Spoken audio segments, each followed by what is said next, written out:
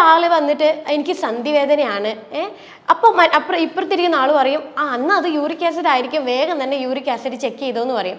ഇത് അത്രയധികം കോമൺ ആയിട്ട് മാറിയിരിക്കുകയാണ് യൂറിക് ആസിഡ് എന്നുള്ളൊരു പ്രശ്നം. അപ്പോൾ ഈ യൂറിക് ആസിഡ് നേരെ നമ്മുടെ കിഡ്നിയിലെത്തി അവിടുന്ന് രക്തശുദ്ധീകരണം കഴിഞ്ഞ് മൂത്രം വഴിയാണ് ഒരു 70% യൂറിക് ആസിഡ് പുറത്തോട്ടേക്ക് പോവുക. യൂറിക് ആസിഡ് കൂടാനായിട്ട് നമ്മുടെ ബോഡിയിൽ പല കാരണങ്ങളായിട്ടുണ്ടാകും.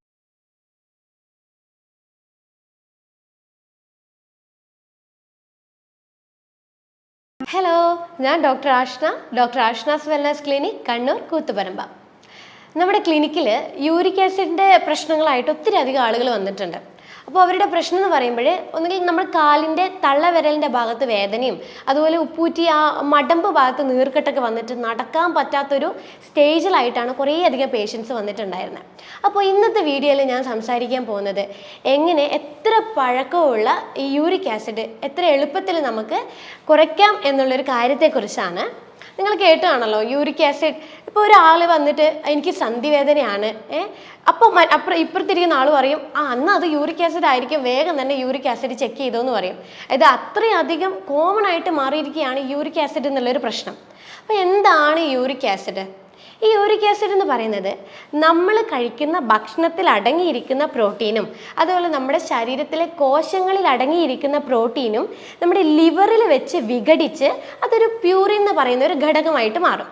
ഈ പ്യൂറിൻ്റെ നാച്ചുറൽ ആയിട്ടുള്ള ഒരു വേസ്റ്റ് പ്രൊഡക്റ്റ് അല്ലെങ്കിൽ ഒരു മാലിന്യമാണ് ഈ യൂറിക് ആസിഡ് എന്ന് പറയുന്നത്.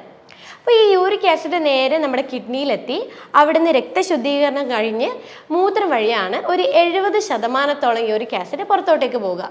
പക്ഷേ ബാക്കിയുള്ള ഒരു 30% യൂറിക് ആസിഡ് പുറത്തോട്ടേക്ക് പോകുന്നത് നമ്മുടെ മലം വഴിയാണ്. ഈ യൂറിക് ആസിഡ് കൂടിക്കഴിഞ്ഞാൽ നമ്മൾ പറയും അയ്യോ പ്രശ്നമാണ്, അത് പെട്ടെന്ന് കുറയ്ക്കാനുള്ള കാര്യങ്ങൾ ചെയ്തോ എന്നുള്ളത്. പക്ഷേ ഈ യൂറിക് ആസിഡ് എന്ന് പറയുന്നത് എപ്പോഴും ഒരു പ്രശ്നക്കാരനല്ല. കാരണം ഇത് നോർമൽ റേഞ്ചിൽ നിൽക്കുമ്പോഴേ ഇത് നമ്മുടെ ശരീരത്തിന് ഒത്തിരി ബെനിഫിറ്റ് ആയിട്ടുള്ള ഒരു കാര്യമാണ്. അതായത് ഈ യൂറിക് ആസിഡ് ബോഡിയിലുണ്ടെങ്കിൽ നമ്മുടെ പ്രതിരോധം കൺട്രോൾ ചെയ്ത് നമ്മുടെ ഒരു പ്രതിരോധ ശേഷി നിലനിർത്തി കൊണ്ടുപോകാൻ വേണ്ടി ഒത്തിരിയധികം സഹായിക്കുന്നുണ്ട്. അതുപോലെ ഇതൊരു ഹൈലി ആൻറ്റി ഓക്സിഡൻ്റ് ആണ്. അതുപോലെ നമ്മുടെ നാഡികൾ സ്റ്റിമുലേറ്റ് ചെയ്യാൻ വേണ്ടി വരെ ഹെൽപ്പ് ചെയ്യുന്ന ഒന്നാണ് യൂറിക് ആസിഡ്. പക്ഷേ ഇത് നോർമൽ റേഞ്ചിൽ നിന്ന് കൂടുമ്പോഴാണ് യൂറിക് ആസിഡിൻ്റേതായിട്ടുള്ള പ്രശ്നങ്ങൾ നമ്മുടെ ശരീരത്തിലോട്ട് കാണിക്കുന്നത്. യൂറിക് ആസിഡ് കൂടാനായിട്ട് നമ്മുടെ ബോഡിയിൽ പല കാരണങ്ങളായിട്ടുണ്ടാകും. ആദ്യമായിട്ട് പറയുകയാണെങ്കിൽ അത് കിഡ്നി റിലേറ്റഡ് ആയിട്ടുള്ള പ്രശ്നങ്ങളായിരിക്കും. ചിലപ്പോൾ കിഡ്നിയിൽ അത് നെഫ്രൈറ്റിസ് പോലെയുള്ള കണ്ടീഷൻസോ അല്ലെങ്കിൽ കിഡ്നിയുടെ അരിപ്പകളുടെ റേറ്റ്, അതായത് ഗ്ലോമെറുലാർ ഫിൽട്രേഷൻ റേറ്റ് കുറയുമ്പോഴോ അല്ലെങ്കിൽ കിഡ്നി ഡിസീസോ അല്ലെങ്കിൽ കിഡ്നി സ്റ്റോണോ എന്തെങ്കിലും വരുമ്പോഴാണ് യൂറിക് ആസിഡ് കൂടാനുള്ള ആദ്യത്തെ കാര്യം.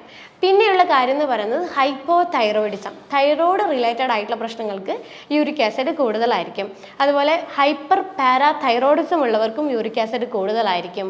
ഷുഗർ, കൊളസ്ട്രോള്, ഇങ്ങനെയുള്ള ഷുഗർ ഇൻടേക്ക് കൂടുതലായിട്ട് വരുന്ന പ്രശ്നങ്ങൾ, ഇതൊക്കെ കാരണം നമുക്ക് യൂറിക് ആസിഡ് കൂടുതലായിട്ടുണ്ടാവും. യൂറിക് ആസിഡ് കൂടിക്കഴിഞ്ഞാൽ നമ്മുടെ ശരീരത്തിൽ ചില ലക്ഷണങ്ങളായിട്ട് കാണിക്കും. അതിൽ ഏറ്റവും കോമൺ ആയിട്ട് വരുന്നതാണ് ജോയിൻസുകളിൽ ഉണ്ടാവുന്ന കുത്തിപ്പറിക്കുന്ന പോലത്തെ വേദന. പിന്നെ ചിലർക്ക് ഭയങ്കര ക്ഷീണമായിരിക്കും, എപ്പോഴും ഒരു അലസതയായിട്ടാണ് ഉണ്ടാവുക. ചിലവരിൽ എപ്പോഴും ഒരു നടുവേദന വന്നുകൊണ്ടേയിരിക്കും. പക്ഷെ ചിലവരിലാണെങ്കിൽ ഈ യൂറിക് ആസിഡ് കാരണം കിഡ്നി സ്റ്റോൺ വന്നിട്ട് അതിൻ്റെ ഭാഗമായിട്ട് യൂറിനിലോട്ടേക്ക് ബ്ലഡ് ചെറിയ തോതിൽ കാണും. ഇതാണ് യൂറിക് ആസിഡ് വന്നു കഴിഞ്ഞാൽ ശരീരത്തിൽ ഉണ്ടാകുന്ന ചിലതരം ലക്ഷണങ്ങൾ. നമ്മുടെ ബ്ലഡിൽ യൂറിക് ആസിഡിൻ്റെ അളവ് കൂടിക്കഴിഞ്ഞാൽ ഇത് ക്രിസ്റ്റൽസ് ആയിട്ട് മാറും. ഈ ക്രിസ്റ്റൽസ് എന്ത് ചെയ്യും? നമ്മുടെ ജോയിൻസിൽ വന്നിട്ട് അടിഞ്ഞുകൂടും. അപ്പം നമ്മുടെ ശരീരത്തിലെ ഈ ശ്വേതരക്താണുക്കൾ ഉണ്ടല്ലോ, ഈ ശ്വേതരക്താണുക്കൾ വന്നിട്ട് ഈ ക്രിസ്റ്റൽസ് ഒരു ഫോറിൻ ബോഡിയാണെന്നുള്ളത് ഐഡൻറ്റിഫൈ ചെയ്തിട്ട് ഇതിനെ പോയിട്ട് അറ്റാക്ക് ചെയ്യും. ഈ അറ്റാക്ക് ചെയ്യുന്ന സമയത്താണ് ആ അടിഞ്ഞുകൂടിയ ഭാഗത്ത് ഇൻഫ്ലമേഷൻ അല്ലെങ്കിൽ നീർക്കെട്ട് വരിക. ഈ നീർക്കെട്ട് വന്ന് അവിടെ വേദന ഉണ്ടാകുമ്പോഴാണ് ഇതൊരു ഗൗട്ടി ആർത്രൈറ്റിസ് ആയിട്ട് മാറുന്നത്. അതായത് യൂറിക് ആസിഡ് കൂടുമ്പോൾ ജോയിൻസിൽ ഈ ഒരു യൂറിക് ആസിഡ് വന്ന് അടിഞ്ഞുകൂടി ഗൗട്ടി ആർത്രൈറ്റിസ് ആയിട്ട് വരിക.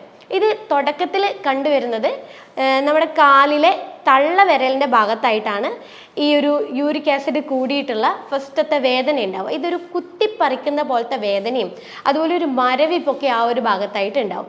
ഇതാണ് ഗൗട്ടി ആർത്രൈറ്റിസ് വന്നു കഴിഞ്ഞാൽ തുടക്കത്തിലുണ്ടാവുക. ചിലവർക്കിത് ഒരു 1-2 ദിവസം കൊണ്ട് മാറേണ്ടതായിരിക്കും. പക്ഷെ നമ്മൾ യൂറിക് ആസിഡ് ഉണ്ട് എന്ന് മനസ്സിലാക്കിയിട്ടും നമ്മളത് ചികിത്സിക്കാതെ ഇതൊരു 3-4 ആഴ്ചത്തോളം അത് നീണ്ടുപോകും. അങ്ങനെ ഇത് കൂടുന്നതിനനുസരിച്ച് മറ്റ് ജോയിൻസിനെ എഫക്റ്റ് ചെയ്യാൻ തുടങ്ങും. നമ്മുടെ കൈത്തണ്ടയിലൊക്കെ എഫക്റ്റ് ചെയ്യാൻ തുടങ്ങും, മുട്ടുകളിൽ എഫക്റ്റ് ചെയ്യാൻ തുടങ്ങും, ഫിംഗർ ജോയിൻസിലൊക്കെ എഫക്റ്റ് ചെയ്യാൻ തുടങ്ങും. അപ്പോൾ ഇത് കുറച്ച് സിവിയർ ആയിട്ടുള്ള കണ്ടീഷനായിട്ട് മാറും. വളരെയധികം സഹിക്കാൻ പറ്റാത്തൊരു വേദനയിലോട്ടേക്കാണ് ഇത് പിന്നീട് പോകുക.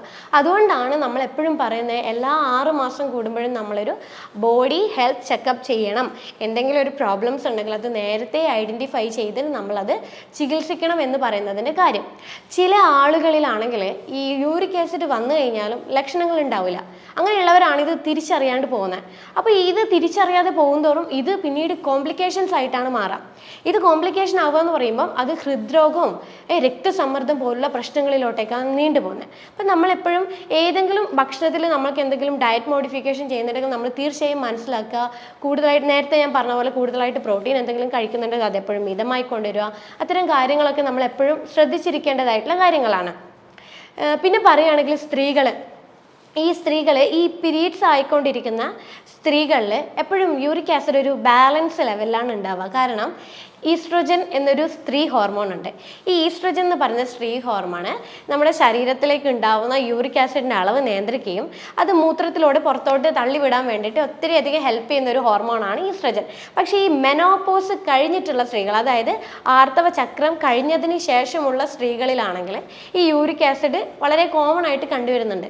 കാരണം ഈസ്ട്രോജൻ എന്ന് പറയുന്ന ഒരു ഹോർമോൺ സപ്പോർട്ടിന് ഇല്ലാത്തത് കൊണ്ട് തന്നെ പെട്ടെന്ന് യൂറിക് ആസിഡ് കൂടാനും അതുപോലെ പെയിന് കാര്യങ്ങളൊക്കെ വരാനുള്ള പോസിബിലിറ്റി കൂടുതലായിരിക്കും.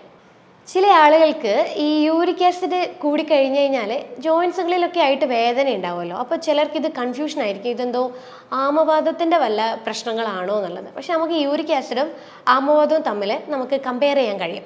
അതായത് ഈ യൂറിക് ആസിഡ് വന്നു കഴിഞ്ഞാൽ ഏതെങ്കിലും ഒരു സ്പെസിഫൈ ചെയ്തിട്ടുള്ള ജോയിൻസിലാണ് ഉണ്ടാവുക. പ്രത്യേകിച്ച് ഞാൻ നേരത്തെ പറഞ്ഞ പോലെ നമ്മുടെ കാലിലെ തള്ളവിരലിൻ്റെ ഭാഗത്തായിട്ടാണ് വേദന ഉണ്ടാവുക. പക്ഷേ ഈ ആമവാദം ആണെങ്കിൽ മറ്റ് പല ജോയിൻസുകളിലും വേദന ഉണ്ടാവും, ടൈറ്റ്നസ്സും ഉണ്ടാവും. പക്ഷേ നേരത്തെ പറഞ്ഞ പോലെ യൂറിക് ആസിഡ് കൺട്രോൾ ഇല്ലാതെ നീണ്ടു നിൽക്കുന്നതാണെങ്കിൽ മാത്രമേ മറ്റ് ജോയിൻസുകളിൽ വന്ന് എഫക്റ്റ് ചെയ്യുള്ളൂ. അത് വളരെ റെയർ ആയിട്ടുള്ള കണ്ടീഷനാണ്. പിന്നെ നമ്മൾ ഈ ഗൗട്ടി ആർത്രൈറ്റിസ് എന്ന് പറയുന്നുണ്ടല്ലോ, അപ്പം നമുക്ക് ബ്ലഡ് ടെസ്റ്റ് ചെയ്യുമ്പോൾ യൂറിക് ആസിഡിൻ്റെ അളവ് എളുപ്പത്തിൽ നമുക്ക് കണ്ടുപിടിക്കാൻ പറ്റും. പക്ഷേ ഗൗട്ടി ആർത്രൈറ്റിസ് ആണോ എന്നുള്ളത് കൺഫേം ചെയ്യണമെങ്കിൽ നമുക്ക് എക്സ്റേയോ അങ്ങനെയുള്ള എന്തെങ്കിലും മെത്തേഡ് വഴി മാത്രമേ നമുക്ക് ഗൗട്ടി ആർത്രൈറ്റിസ് കണ്ടുപിടിക്കാൻ കഴിയുള്ളൂ. ചില കേസസിൽ യൂറിൻ അസിഡിക് ആവുന്നൊരു സ്റ്റേജ് വരാറുണ്ട്. അതായത് ഡയബറ്റിക് ആയിട്ടുള്ളവരത്, അല്ലെങ്കിൽ നെഫ്രോപ്പതി ആയിട്ടുള്ള കണ്ടീഷൻസ്, പിന്നെ നമ്മൾ ഈ ഫാസ്റ്റിംഗ്, സ്റ്റാർവേഷൻ, അതായത് ഫാസ്റ്റിംഗ് ഒക്കെ ചെയ്യുമ്പോൾ, പിന്നെ ഈ വൈറ്റമിൻ സി അടങ്ങിയ ഭക്ഷണങ്ങൾ നമ്മൾ കഴിക്കാതിരിക്കുമ്പോൾ, ഇത്തരം സ്റ്റേജസ് ഒക്കെ വരുമ്പോൾ നമ്മൾ യൂറിൻ അസിഡിക് ആയിട്ട് മാറും. അപ്പോൾ ഈ യൂറിൻ അസിഡിക് ആയിട്ട് മാറുമ്പോൾ ഈ പുറത്തോട്ടേക്ക് പോകേണ്ട, മൂത്രം വഴി പുറത്തോട്ടേക്ക് പോകേണ്ട യൂറിക് ആസിഡ് പുറത്തോട്ട് പോവാതെ ഇത് കിഡ്നിയിൽ അടിഞ്ഞുകൂടി കിഡ്നി സ്റ്റോൺ വരാനുള്ള ചാൻസസ് കൂടുതലാണ്. അപ്പോൾ ഈ കിഡ്നി സ്റ്റോൺ നമുക്ക് ഈ അസിഡിക് കാരണം ഉണ്ടാകുന്ന കിഡ്നി സ്റ്റോൺ നമുക്ക് എളുപ്പത്തിൽ മാറ്റാൻ പറ്റും.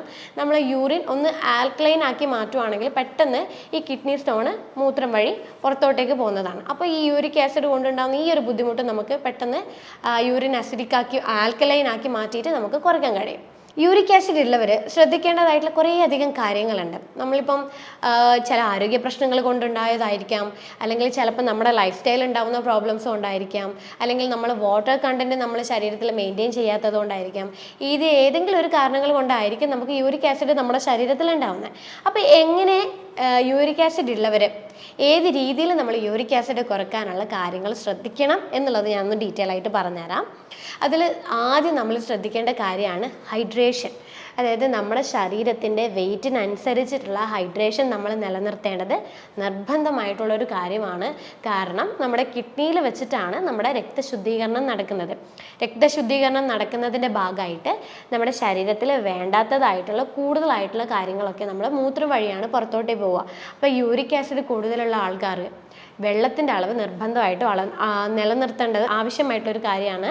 അതായത് 20 കിലോന് 1 ലിറ്റർ എന്നുള്ളൊരു കണക്കിന് നമ്മൾ വെള്ളത്തിൻ്റെ അളവ് നിലനിർത്തുക. എങ്കിൽ മാത്രമേ നമുക്ക് ഈ യൂറിക് ആസിഡ് മൂത്രം വഴി നമുക്ക് പുറത്തോട്ട് കൊണ്ടുവരാൻ കഴിയുള്ളൂ. രണ്ടാമത്തേതായിട്ടുള്ള കാര്യം എന്ന് പറയുന്നത് നമ്മുടെ ശരീരത്തിന് ഒത്തിട്ടുള്ള ഭാരം നമ്മൾ നിലനിർത്തുക എന്നുള്ളൊരു കാര്യമാണ്. അതായത് നമ്മുടെ BMI സ്റ്റാർട്ട് ചെയ്യുന്നത് 18 എന്നാണ്. 18 തൊട്ട് 24-നുള്ളിലുള്ള BMI ആണ് നമ്മുടെ എപ്പോഴും ശരീരത്തിന് ആവശ്യമായിട്ടുള്ളത്. അപ്പോൾ ഇതിൽ കൂടുതലായിട്ട് വരുന്ന BMI, അതായത് ഓവർ വെയ്റ്റ്, ഒബേസിറ്റി, അമിതവണ്ണം, ഇങ്ങനെയുള്ള കണ്ടീഷൻസ് വരുമ്പോഴേ നമ്മുടെ ശരീരത്തിൽ ഗ്ലൂക്കോസിൻ്റെ പ്രൊഡക്ഷൻ കൂടാൻ തുടങ്ങും. ഈ ഗ്ലൂക്കോസിൻ്റെ പ്രൊഡക്ഷൻ കൂടാൻ തുടങ്ങുമ്പോഴേ ശരീരത്തിൽ സ്വാഭാവികമായിട്ടും ഫാറ്റ് വന്ന് അടിഞ്ഞുകൂടുകയും ഇത് ഫാറ്റി ലിവർ എന്നുള്ളൊരു കണ്ടീഷനിലോട്ടേക്ക് ഷിഫ്റ്റ് ചെയ്യും. ഈ ഫാറ്റി ലിവർ നേരത്തെ ഞാൻ പറഞ്ഞല്ലോ, കാരണങ്ങളിൽ ഫാറ്റി ലിവർ കൊണ്ട് നമുക്ക് യൂറിക് ആസിഡ് വരാമെന്നുള്ളത്. അപ്പോൾ നമ്മളെ ഭക്ഷണത്തിൻ്റെ അകത്ത് കലോറി കൂടിയ ഭക്ഷണങ്ങളോ അല്ലെങ്കിൽ ഹൈ ഫാറ്റ് അടങ്ങിയ ഭക്ഷണങ്ങൾ നമ്മൾ കഴിക്കുമ്പോഴോ ഈ ശരീരത്തിൽ ഗ്ലൂക്കോസ് പ്രൊഡക്ഷൻ കൂടുകയും അതുമൂലം ഇൻസുലിൻ്റെ അളവ് കൂടുകയും ഇൻസുലിൻ റെസിസ്റ്റൻസ് ആയിട്ടുള്ള കണ്ടീഷൻസ് ആയിട്ടുള്ള ഫാറ്റി ലിവർ, ഡയബറ്റിക് ഇങ്ങനെയുള്ള പ്രശ്നങ്ങൾ നമ്മളെ ശരീരത്തിൽ തുടങ്ങിക്കഴിഞ്ഞാൽ ശരീരത്തിൽ യൂറിക് ആസിഡിൻ്റെ അളവ് സ്വാഭാവികമായിട്ടും കൂടും. കാരണം യൂറിക് ആസിഡ് എന്ന് പറയുന്നത് ഒരു മെറ്റബോളിസമായി റിലേറ്റഡ് ആയിട്ടുള്ളൊരു ബുദ്ധിമുട്ടാണ്. അപ്പോൾ നമ്മൾ ശരീരത്തിന് ഒത്തിട്ടുള്ളൊരു ഭാരം നിലനിർത്താൻ വേണ്ടിയിട്ട് നമ്മൾ ശ്രദ്ധിക്കുക. മൂന്നാമത്തെ മെത്തേഡ് എന്ന് പറയുന്നത് നമുക്ക് ആപ്പിൾ സൈഡർ വിനേഗർ. ഈ ആപ്പിൾ സൈഡർ വിനേഗർ എന്ന് കേൾക്കുമ്പോൾ വിനേഗർ ആയതുകൊണ്ട് നമുക്കിത് അസിഡിക് ആവില്ലേ, യൂറിക് ആസിഡിൻ്റെ പ്രശ്നമാവില്ലേ എന്ന് നമ്മൾ പൊതുവെ ചിന്തിക്കും. പക്ഷെ അങ്ങനെയല്ല. നമ്മൾ ഈ ആപ്പിൾ സൈഡർ വിനേഗർ കഴിക്കുമ്പോഴേ ആപ്പിൾ സൈഡർ വിനേഗറിൽ അടങ്ങിയിരിക്കുന്ന മാലിക് ആസിഡ് നമ്മുടെ ശരീരത്തിൻ്റെ യൂറിക് ആസിഡ് പുറത്തോട്ടേക്ക് തള്ളിവിടാൻ വേണ്ടിയിട്ട് ഒത്തിരി അധികം ബെനിഫിറ്റ് ആയിട്ടുള്ള കാര്യമാണ്.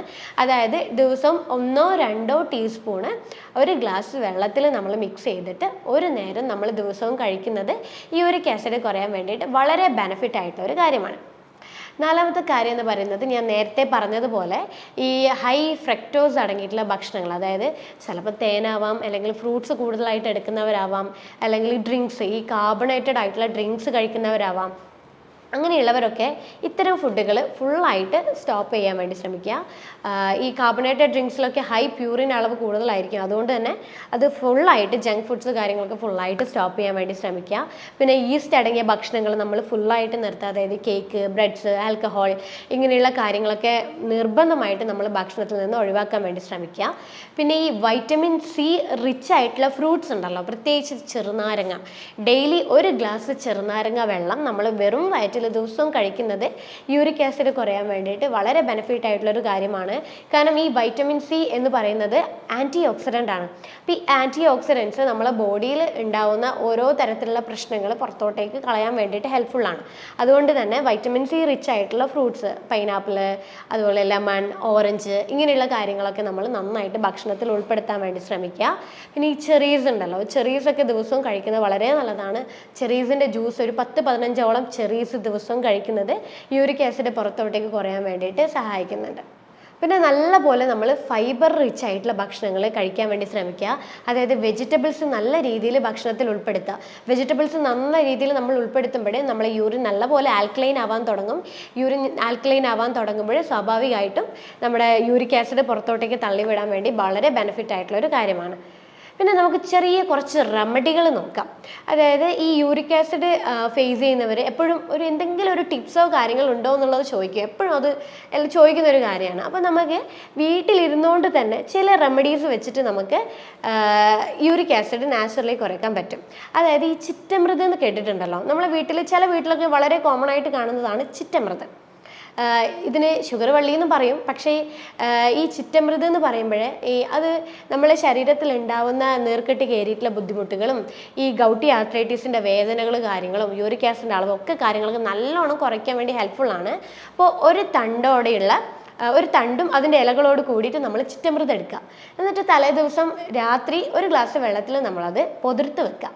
പിറ്റേ ദിവസം രാവിലെ ഇതൊന്ന് ചതച്ച് നമ്മളൊരു ഗ്ലാസ് വെള്ളത്തിൽ ഇതൊന്ന് തിളപ്പിച്ചെടുത്ത് അത് കുറുക്കി ഒരു അര ഗ്ലാസ് ആക്കി മാറ്റുക. ഈ അര ഗ്ലാസ് വെള്ളം നമ്മൾ രാവിലെയും വൈകുന്നേരമായിട്ട് സ്ഥിരമായിട്ടൊരു 2 ആഴ്ചയോളം കുടിക്കുമ്പോൾ പെട്ടെന്ന് നമ്മുടെ യൂറിക് ആസിഡിൻ്റെ അളവ് കുറഞ്ഞ് ഈ ഗൗട്ടി ആർത്രൈറ്റിസിൻ്റെതായിട്ടുള്ള പെയിനും നീർക്കെട്ടും കാര്യങ്ങളൊക്കെ നല്ലപോലെ കുറയുന്നതാണ്. ഈ ചിറ്റമൃത് കുറച്ചല്ല, വളരെയധികം കയ്പ്പാണ്, എന്നാലും വളരെ എഫക്റ്റീവ് ആയിട്ടുള്ളൊരു നല്ലൊരു റെമഡിയാണ്. അപ്പോൾ ഇത് കയ്പ്പാണെന്ന് വെച്ച് നിങ്ങൾ കഴിക്കാതിരിക്കരുത്. യൂറിക് ആസിഡ് കുറയണമെങ്കിൽ കഴിച്ചു നോക്കൂ. 2 ആഴ്ച കൊണ്ട് തന്നെ നിങ്ങൾ യൂറിക് ആസിഡ് നോർമൽ ലെവലിലേക്ക് വരുന്നതായിരിക്കും. പിന്നെ ഒരു കാര്യം നമുക്ക് ചെയ്യാൻ പറ്റുന്നതാണ് ഈ പച്ച പപ്പായ. ഒരു തോലോട് കൂടി നമ്മളൊരു 3 കഷ്ണം പച്ച പപ്പായ എടുക്കുക. അതിനകത്തേക്ക് നമ്മളൊരു തണ്ട് ഈ കറുവപ്പട്ട ഇത് രണ്ടും നന്നായിട്ട് നമ്മളൊരു പപ്പായ ടീ പോലെ ഉണ്ടാക്കിയെടുക്കുക. ഇത് ഡെയിലി ഒരു ഗ്ലാസ് ഈ പപ്പായ ടീ കഴിക്കുന്നത് പെട്ടെന്ന് നമ്മുടെ ശരീരത്തിൽ യൂറിക് ആസിഡ് കുറയാൻ വേണ്ടിയിട്ട് വളരെ എഫക്റ്റീവ് ആയിട്ടുള്ള ഒരു ട്രീറ്റ്മെൻ്റ് ആണ്. ഈ പപ്പായ ടീ പെട്ടെന്ന് നമ്മുടെ ശരീരത്തിൽ അടിഞ്ഞുകൂടിയിരിക്കുന്ന യൂറിക് ആസിഡിൻ്റെ അളവ് കുറച്ച് ഗൗട്ടി ആർത്രൈറ്റിസ് കൊണ്ടുണ്ടാവുന്ന വേദനയൊക്കെ പെട്ടെന്ന് കുറയാൻ വേണ്ടിയിട്ട് ഒത്തിരി അധികം ബെനിഫിറ്റ് ആയിട്ടുള്ളൊരു കാര്യമാണ് ഇത്. ഈ നേരത്തെ പറഞ്ഞ 2 കാര്യങ്ങൾ ഞാൻ എൻ്റെ പേഷ്യൻസിന് എപ്പോഴും പറഞ്ഞു കൊടുക്കുന്ന ഒരു കാര്യമാണ്. നല്ല രീതിയിൽ നിങ്ങൾക്ക് റിസൾട്ട് ലഭിക്കും. അപ്പോൾ ഞാൻ നേരത്തെ പറഞ്ഞതുപോലെയുള്ള യൂറിക് ആസിഡ് കുറയാനുള്ള കാര്യങ്ങൾ നിങ്ങൾ യൂറിക് ആസിഡ് കുറയാൻ വേണ്ടിയിട്ട് ചെയ്യുക. അതായത് ഫുഡ് കാര്യങ്ങളൊക്കെ മാറ്റം വരുത്തുക, ഫിസിക്കൽ ആക്ടിവിറ്റീസ് എല്ലാ കാര്യങ്ങളും കൂട്ടുക, അതുപോലെ വെള്ളത്തിൻ്റെ അളവ് കാര്യങ്ങളൊക്കെ നിയന്ത്രിക്കുക, ഉൾപ്പെടുത്താൻ പറ്റുന്ന ഭക്ഷണങ്ങൾ എല്ലാ കാര്യങ്ങളും ശ്രദ്ധിക്കുക. എന്നിട്ടും നിങ്ങളുടെ യൂറിക് ആസിഡ് കുറയുന്നില്ലെങ്കിൽ തീർച്ചയായിട്ടും നിങ്ങളൊരു ഡോക്ടറെ കൺസൾട്ട് ചെയ്തിട്ട് അവരൊരു അഡ്വൈസ് നേടുക. അപ്പോൾ അടുത്തൊരു ഹെൽത്ത് ടോപ്പിക്കുമായിട്ട് അടുത്ത വീഡിയോയിൽ കാണാം. അതുവരേക്കും ബൈ.